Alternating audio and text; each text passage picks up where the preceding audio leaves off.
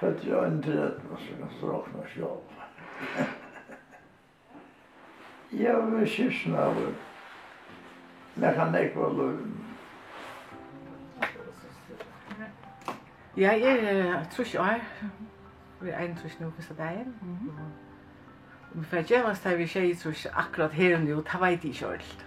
Jeg er fra København og oppvokset faktisk under krigen. Jeg blev jo født i 1930.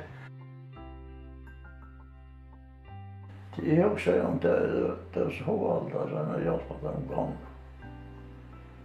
Nu är det gott att du själv. Det är helt fantastiskt, men så vet jag att det är ganska som folk som helt det inte är något gott, men det kan jag överhuvudtaget inte, det kan jag inte snacka om att det är så helt säkert att det är alla tider som är pensionist. Det är unga och det ska sannolikt också göra för att leva.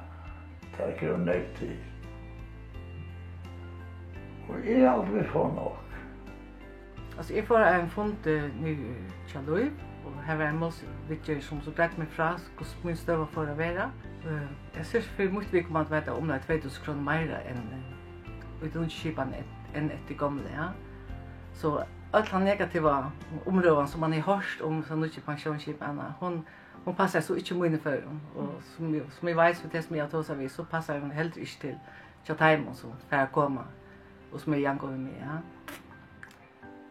Nu är man blir så gammal nu och här är det gott att bygga. Och vi betalar själva